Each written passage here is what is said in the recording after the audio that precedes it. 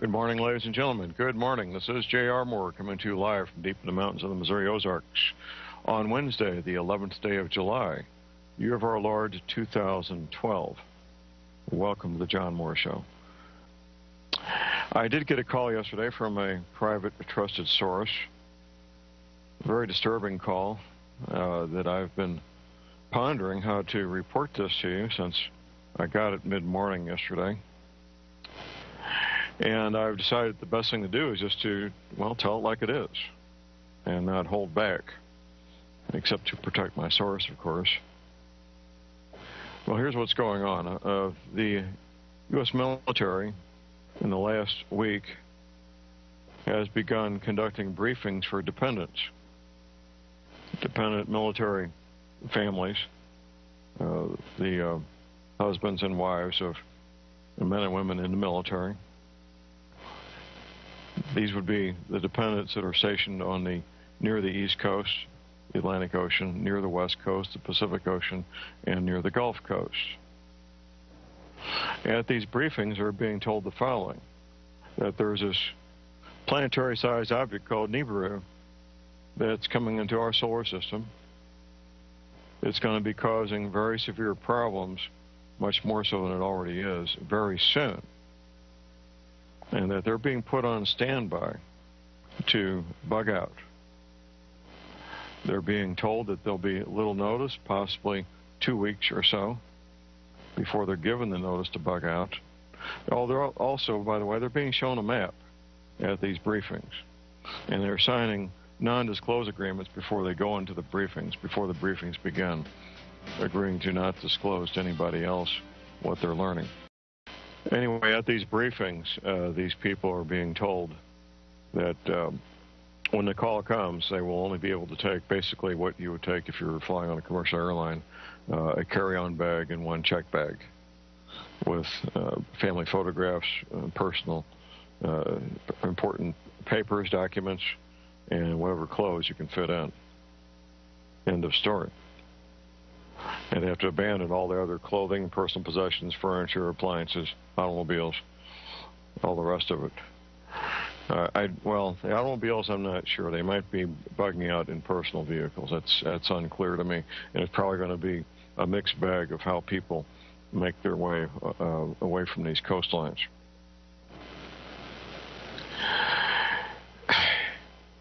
I was talking to Tim Spencer about this and my friend Command Sergeant Major Page, both of whom are veterans of the U.S. military. And the agreement between the three of us was that these kinds of briefings would not take place a year in advance. They would not take place 6 months in advance. 4 to 6 weeks is probably pretty likely. Probably not more than 3 or 4 months.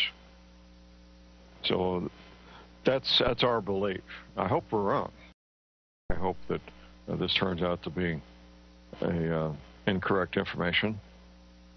If it is, well, that's great. If it's not, if it turns out to be correct, then you've got your heads up. So I asked the question this morning, to all of you out there, to the several thousand of you listening to me on the morning of July 11th, 2012. What would you do if you had 6 years to prepare?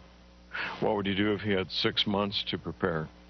What would you do if you had 6 weeks to prepare?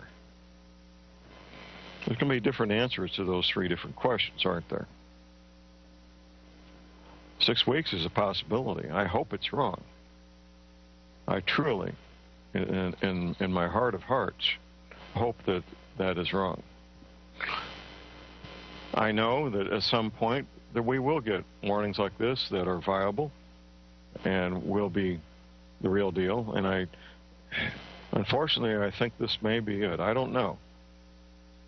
I hope it is not.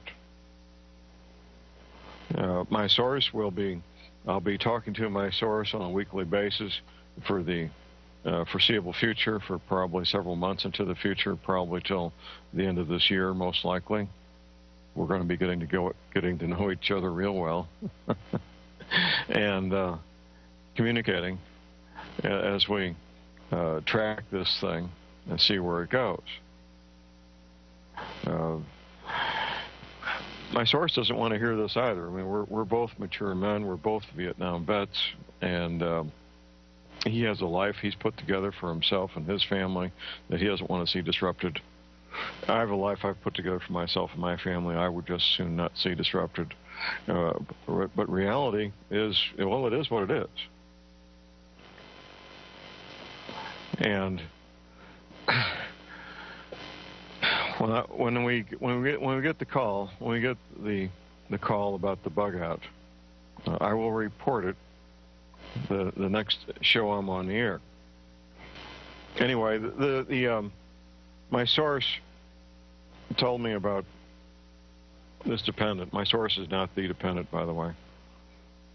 The dependent was looking at my map and saying that my map was very close to the map that the dependent was shown at the briefing.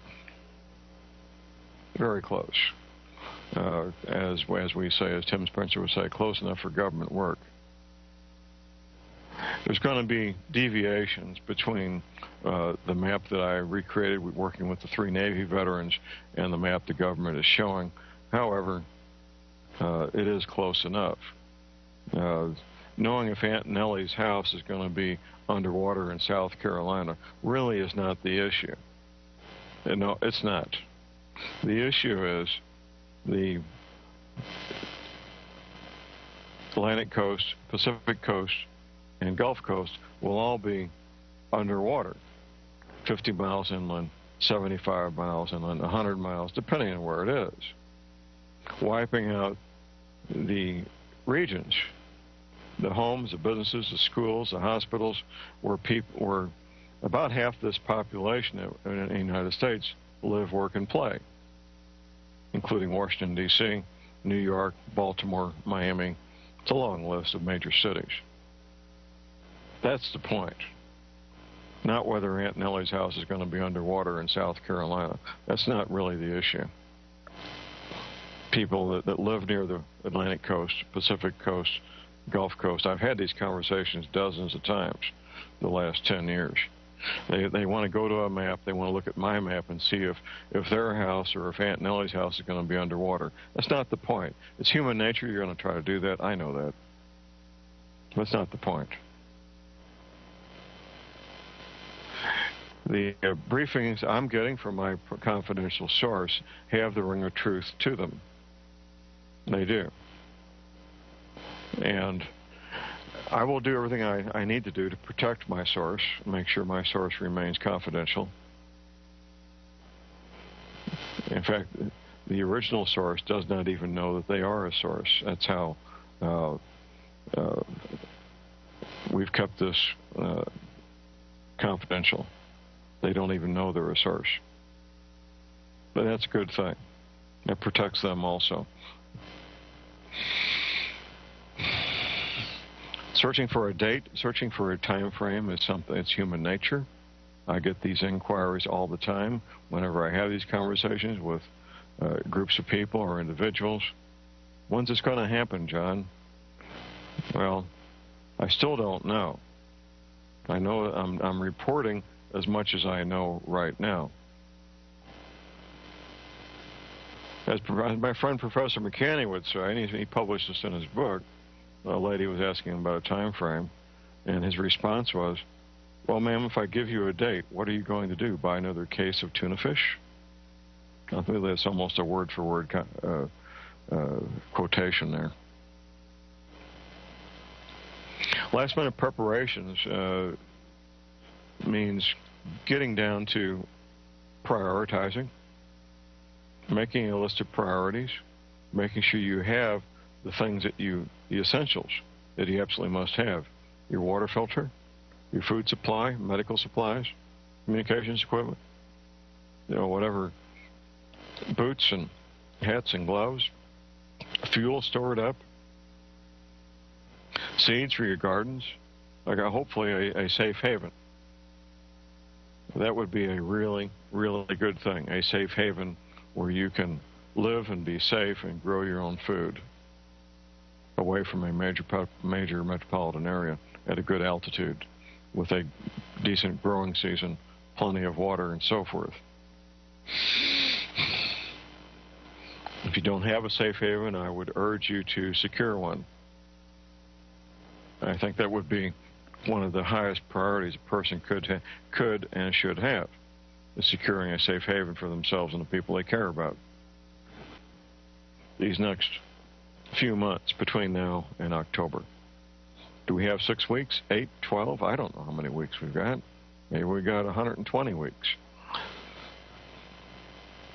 Make your list of priorities and work the top priority first, then number 2, and then number 3, and so forth. You can work on 2 or 3 priorities at the same time, by the way. You don't have to limit yourself to one at a time.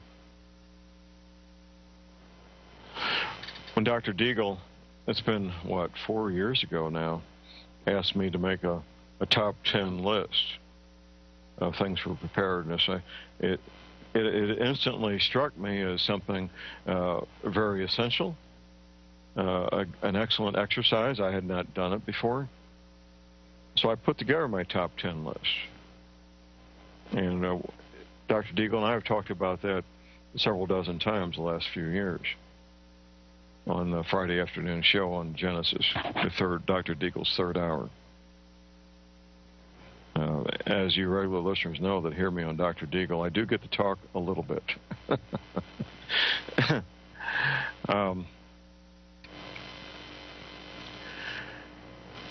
At some point, my source will let me know, and I will let you know. We have a caller on hold here, Linda in Ohio. Good morning, Linda. Hi, John. I just got my new video, so I needed to ask you. Thank you for updating, because I have new listeners listening in, and so they haven't heard any of this information before. So I know you think it's repetition, but well, coming into this cold can be quite a shock, to say the least. But go ahead, Linda. I understand. Are the lakes being affected? I live about 30 miles away from Lake Erie. Right. Or just the ocean. The larger the body of water, the more it's going to there's going to be problems. What's your altitude above sea level, Linda? I used to know, but I've been going to work in and out so much I can't remember anymore, but I will find out. Okay. Well, Google Earth, you can find the altitude of any place above sea level, any place on the planet with Google Earth. Okay. And how far away from the Atlantic Ocean are you? Oh, I'm in Ohio. Oh, you're in Ohio. Oh, yeah. Right. Okay, well, you're far enough inland. You got mountains between you and the ocean. You're probably going to be okay. I'd want to be some altitude above Lake Erie, maybe 100 feet or so, because there's going to be a lot of things other than just the oceans coming out of their basins. There'll be 200-mile-an-hour winds. There'll be earthquakes. There'll be a lot of meteors hitting our dear old planet here. But as far as Lake Erie is concerned, I would just want to be maybe 100 feet or so above the lake level, just for a bit of a margin of safety. What's the nearest city that you're near, Linda, and how far are you from it? The nearest big city is Cleveland. Yes. Cleveland. And how far are you from Cleveland? Oh, about, I'd say 75 miles. Okay, well, that's not as far away as I'd like to see, but it's not too bad. You live in a fairly small town? Yes. Okay. Well, these small towns, is there a lot of agriculture in your area? Farming, ranching? Yes, there is, as a matter of fact. Okay. All right. Well, people involved in agriculture tend to be fairly independent. It's just part of their lifestyle.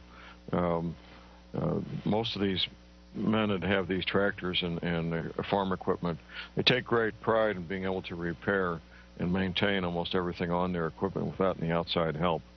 So you've got in your neighborhood a lot of very independent people who are used to taking care of themselves. That's a real good thing, Linda.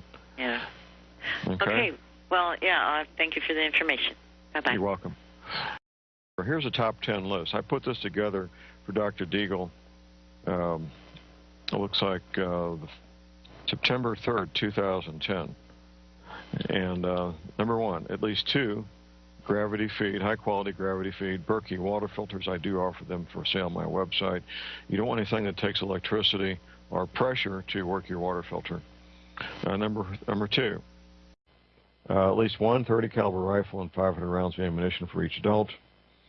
Of course, these skills and to go with that, owning a weapon of any kind. Number three, cast iron cook pots and skillets with cast iron lids. They can be used indoors, they can be used on campfires, and will last for decades if properly cared for. You need a truck or a large van, preferably diesel, so that you can carry people and supplies and equipment. Number five, heavy canvas tents or tarpaulins for emergency shelter for yourself or for unexpected guests. Number six, 900 pounds of grain per person per year, at least a 2-year supply of grain per person. Properly stored so that when the weevils hatch out, and there's weevil larvae in all bulk grains, so that they can't live. You can store it in nitrogen, in carbon dioxide, in a vacuum. There's different ways to do that. And number seven, a comprehensive medical kit, same kind of kit that the paramedics use. And of course, the skills to go with it. A good place to get a professional grade paramedic kit is Galls, Galls, Galls.com. They have the same things that the paramedics use because they sell to the paramedics. Number eight, heavy leather high-top boots. This is kind of a generic way of saying buy your boots, trousers, jackets, gloves, hats at the same place the farmers and construction workers buy their clothing and boots. Not the cheap, lightweight stuff sold at sporting goods stores that won't last. That's meant for casual, recreational use. Much of the things they sell at places like Walmart simply aren't durable enough, especially the boots and shoes. I've never seen a pair of boots and shoes at Walmart that I would put any trust in for long-term heavy use. Number nine, vacuum-packed heritage garden seeds. It kind of speaks for itself. You're going to be growing your own food, maybe growing in a little bit extra food so you have something to trade or sell. Number 10, a copy of the book entitled Dare to Prepare. Dare to Prepare by Holly Deyo, D-E-Y-O, available at Stan and Holly's website, standeyo.com. The three additional items we put on this list for Dr. Deagle. Number one is the paratrooper bicycle. It's the only, as far as we know, the only full-size folding mountain bike. It is military issue to the U.S. Army paratroopers and the U.S. Marines. Next would be a hand crank AM/FM weather band radio. I do offer these for sale at my website. It's also got a built-in flashlight and a cell phone charger. So it's a pretty good little unit, very compact and just a great little unit. And next would, and last but not least, a radiation detector with a gamma ray spectrometer. Radiation is part of what we're dealing with here, of course. This Fukushima event is by far and away far worse than what happened at Chernobyl in Russia more than 20 years ago. Far worse. So that's the list.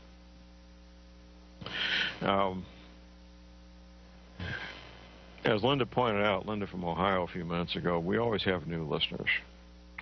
Being exposed to this material for the first time can be quite shocking. A lot of people, it's so far away from their belief system that they simply outright reject it, and I expect that. That's why I go back frequently to the fact, and it is a fact, scientifically provable fact, and I've got some of the evidence at my website, that 2 years ago, last month, it was June 12th, 2010, the Gulf Stream stopped. This is one of the many effects of the 10th planet, or NIBIRU, on our planet, and they're secondary effects. It's not a direct effect, it's a secondary effect. Back in 1979, when the scientists, with our government and the various world governments, once they satisfied themselves that NIBIRU was real and where it was located with the Pioneer 10 space probe, they began making their preparations, part of continuity of government contingency planning. They also developed their cover story. The goal of our government and the world governments is to keep everybody going to work Monday through Friday, paying their mortgages, being distracted with professional sports and other things, to the last minute. And I think they'll be 97, 98% successful in that effort because of their Loctite grip on mass media.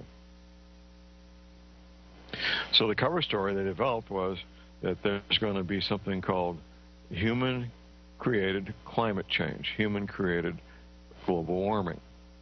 That's the cover story that they decided on in 1979.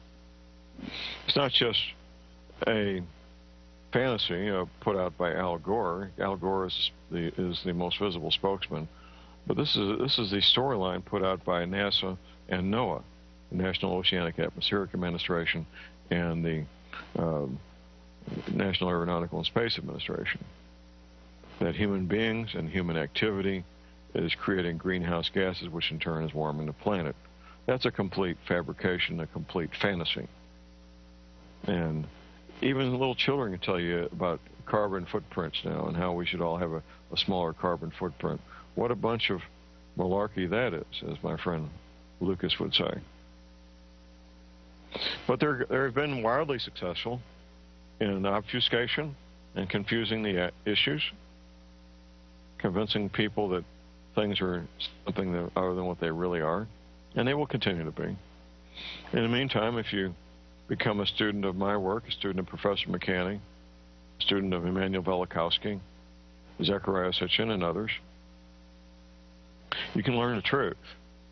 The truth is, what we're experiencing is cyclical in nature. It's a long cycle, 3,600 years, and in human lifetimes, that's a lot of lifetimes, 3,600 years. You figure 4 generations per century times 36 centuries, that's a lot of centuries, that's a lot of generations. The cyclical nature of this planet going away from us for 1,800 years and coming back towards us for 1,800 years in the binary star system. I get emails from all kinds of people claiming they have photographs, claiming this, claiming that. It's natural to want to see this thing. 12 years ago, when I found out about it, more than 12 years ago, I began that quest myself. I came to realize it doesn't matter. It really doesn't matter if I see a photograph of it or not. Eventually, I will see photographs that are authentic, and so will you. Eventually, we'll see the real deal here in the Northern Hemisphere. By then, we'll be down to the final few months, if not a few weeks or days, before all hell breaks loose. I encourage you to, now don't get caught up in a quest trying to find a photograph of the 10th planet of Nibiru. It's pointless. It serves no purpose. What you need to do is educate yourself about this cycle, where every 3,600 years, every civilization on the planet gets mashed down to the mud. Lucas told that story quite well in his first DVD. It's mainstream archaeology, by the way. Very mainstream archaeology. And they offer no explanation. Mainstream archaeology offers no explanation for all the civilizations on Earth 3,600 years ago collapsing, coming to a halt. They don't. I know why. And when you educate yourself, you will know why as well. It's very important that you educate yourself. Take the time to do the serious reading necessary. And it's going to take a lot of reading. You know, watching the 4 hours of my DVD is a good start, but that's all it is. At the end of my second disc, I give a fairly extensive bibliography of books that you can use to educate yourself. It's probably 20 to 30,000 pages worth of reading. Oh yeah, I'm quite serious here. There's a lot to learn. If you think you can have a comprehensive understanding of these matters by watching a 4-hour lecture that I put together, well, you're sadly wrong. That's just a beginning point. That's just a teaser. This is all that is. And I would urge you not to make major life decisions and major changes in career or where you live, the part of the country you live, based only on watching my 4-hour lecture. I think you need to do more homework than that. I stand behind what's in my lecture. I document what's in my lecture. And it's solid. If it wasn't solid, I would have been hammered into the ground long ago. This first disc came out in the first week of September 2008. That's be 4 years ago this September. The second disc came out just a little over a year ago. So no, what I have there is very real and very provable. I offer some of the evidence there at my website with the U.S. Navy images of the Gulf Stream before it stopped and the Navy images of the Gulf Stream after it stopped, which of course is where we are right now. The Gulf Stream having stopped and its effect on the ocean current and weather is why we're experiencing the unprecedented heat here in North America. There is no precedent. We have weather records going back to about the 1880s in much of the country. This is the hottest year ever recorded in the 130 years or so of record keeping. Unprecedented. And what will happen in the future in terms of weather, I can't tell you. I think I can tell you with some certainty that it will be worse. It will have more frequent, more bizarre, and more dangerous weather events. Extremes of drought and extremes of too much rain. Extremes of high temperatures, extremes of low temperatures. Days where we have 200 and 300 tornadoes in one day. Who ever heard of such a thing? 200 and 300 tornadoes in one day. Earthquakes in places that have never had earthquakes. As you see these things increase, become daily events, you'll know, because I've told you so, you'll know that we're getting closer to the end. The end being when NIBIRU, the 10th planet, the destroyer, impacts us to the point where we have a tilt of the Earth's axis, and these oceans come out of their basins. That's what's going to cause the worldwide flooding. A tilt, what's called a pole shift. I can't tell you how many degrees it'll be. It's probably going to be in the range of 15 to 20 degrees, something like that. That may not sound like much. That is huge. That is massive. Poles don't need to flip 180 degrees. They don't have to flip 90 degrees. A 15 or 20 degree shift in the poles would be enough to cause coastal flooding on all continents. That's all it would take. And when I use the word all it will take here, that's a massive, massive thing. They have something the size of our Earth tilt its axis 15 or 20 degrees. One of the difficulties I had putting this whole thing together was that the Navy veterans I was debriefing, they were sitting in the folding chairs getting the information. They were not the scientists who put the information together. So the Navy veterans were told what would happen. They were not told why it would happen or how. They were told these oceans would come out of their basins. They weren't told what would precipitate that, what would make this happen. I had to find that out myself. That's when I found out there was a bulge of water at the equator, not quite 500 feet above sea level, being measured at Cornwall, England, held in place by gravity and rotation of the Earth. Anything that disrupts where true north is, disrupts the rotation of the Earth, will disrupt that bulge of water, which is hundreds of thousands of cubic miles of water, north and south of the equator, going north and south more than 1,000 miles each direction. That's a massive bulge of water. And once that water is disrupted, And if you're near a coastal area, well, baby, watch out. You're going to be underwater. One of my consultation clients down in Texas, he's about 80 miles from the Gulf Coast. I arrive at his home, I'm about to get out of the Suburban. I look down and I see sand and seashells. All the ground, everywhere, the entire region there, sand and seashells. I looked him straight in the eye and I said, this used to be under the ocean. He got kind of quiet because his wife was standing there, and he had not told his wife yet. And he said, yes, John, it was. Much of East Texas used to be under the ocean. Even areas 80 and 100 miles from the ocean, where the ocean is now, used to be under the ocean. And those are seashells. They're not the fossils of seashells. They are the seashells. So it wasn't millions and millions of years ago. They're just plain old seashells like you'd find next to any ocean right now. They've been laying there for about 3,600 years. So this is your wake-up call, ladies and gentlemen. Well, I started out the show with a warning. I'm going to wrap it up with the same warning because I know there's people that can't tune in the entire show. One of my trusted, private, confidential sources tells me that military dependents that are stationed with their spouses on the Atlantic coast, Pacific coast, and Gulf coast are now attending briefings.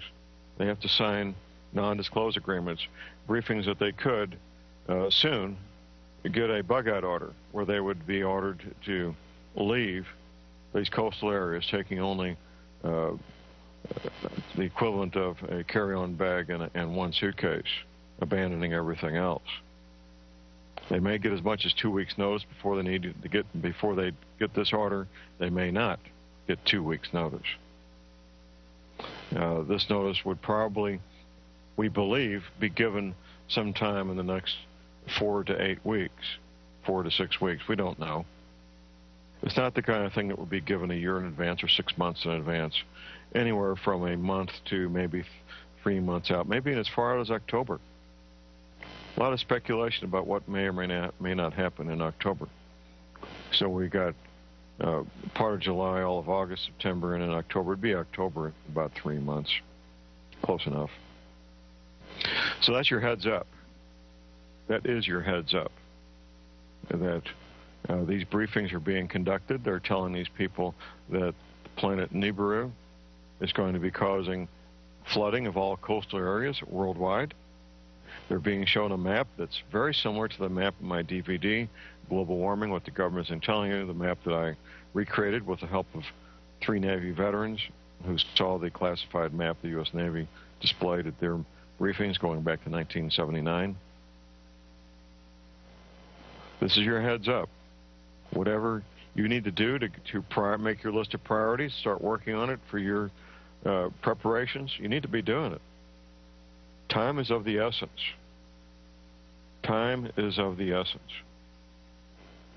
There's going to be some things similar in a lot of these lists and some things different. You all have our own situation to deal with. You know what your situation is. Just do it. I do private consultations, by the way, details at my website, thelibertyman.com. If you need some help gaining some clarity and focus as to what you're doing, I'll be glad to do that for you and with you. Hopefully this will blow over. We'll get through this fall, get past the fall elections, and life will be grand, and we can enjoy a joyous Christmas season where we celebrate the birth of our Lord Jesus and celebrate January 1st, 2013 with no major problems. I really, sincerely hope and pray that is what happens. I would not be carrying out my duty as a journalist, however, if I held back this information from you. I have a duty and a responsibility as a journalist, which I am, an investigative journalist, to put this information out. What you do with it is up to you. That's it for today, ladies and gentlemen. You all be safe out there. Buy lots of ammunition. Never give up your guns. The code words for today, for those of you behind enemy lines, turn to page 156, first paragraph. Page 156, first paragraph. Be safe and buy lots of ammunition. And thank you for feeding the Bush family. That's our belief. I hope we're wrong. I hope that this turns out to be incorrect information. If it is, well, that's great. If it's not, if it turns out to be correct, then you've got your heads up. So I asked the question this morning, to all of you out there, to the several thousand of you listening to me on the morning of July 11th, 2012. What would you do if you had 6 years to prepare? What would you do if you had 6 months to prepare? What would you do if you had 6 weeks to prepare? There's going to be different answers to those 3 different questions, aren't there? 6 weeks is a possibility. I hope it's wrong.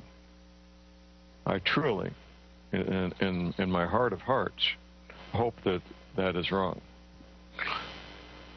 I know that at some point that we will get warnings like this that are viable and will be the real deal. And unfortunately, I think this may be it. I don't know.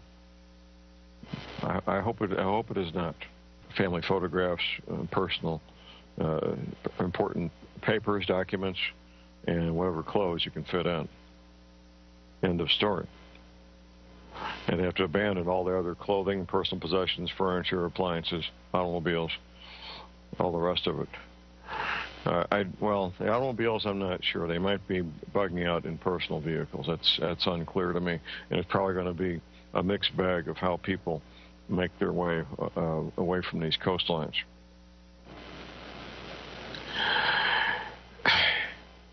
I was talking to Tim Spencer about this and my friend Command Sergeant Major Page, both of whom are veterans of the U.S. military.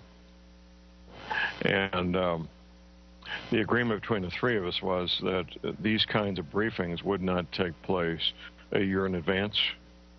They would not take place 6 months in advance. 4 to 6 weeks is probably pretty likely. Probably not more than 3 or 4 months. So my source will be, I'll be talking to my source on a weekly basis for the foreseeable future, for probably several months into the future, probably till the end of this year, most likely. We're going to be getting to know each other real well and communicating as we track this thing and see where it goes. My source doesn't want to hear this either. I mean, we're both mature men. We're both Vietnam vets, and he has a life he's put together for himself and his family that he doesn't want to see disrupted. I have a life I've put together for myself and my family I would just soon not see disrupted. But reality is, well, it is what it is. And when we get the call, the call about the bug out, I will report it. The next to the East Coast, the Atlantic Ocean, near the West Coast, the Pacific Ocean, and near the Gulf Coast. At these briefings, we're being told the following: that there's this planetary-sized object called NIBIRU that's coming into our solar system. It's going to be causing very severe problems, much more so than it already is, very soon. And that they're being put on standby to bug out. They're being told that there'll be little notice, possibly 2 weeks or so, before they're given the notice to bug out. Oh, they're also, by the way, they're being shown a map at these briefings. And they're signing non-disclose agreements before they go into the briefings, before the briefings begin, agreeing to not disclose to anybody else what they're learning. Anyway, at these briefings, these people are being told that when the call comes, they will only be able to take basically what you would take if you were flying on a commercial airline, a carry-on bag and 1 check bag with... Good morning, ladies and gentlemen. Good morning. This is J.R. Moore coming to you live from deep in the mountains of the Missouri Ozarks on Wednesday, the 11th day of July, year of our Lord 2012. Welcome to the John Moore Show. I did get a call yesterday from a private, trusted source. Very disturbing call that I've been pondering how to report this to you since I got it mid-morning yesterday. And I've decided the best thing to do is just to, well, tell it like it is and not hold back, except to protect my source, of course. Well, here's what's going on. The U.S. military in the last week has begun conducting briefings for dependent military families, the husbands and wives of the men and women in the military. These would be the dependents that are stationed on the near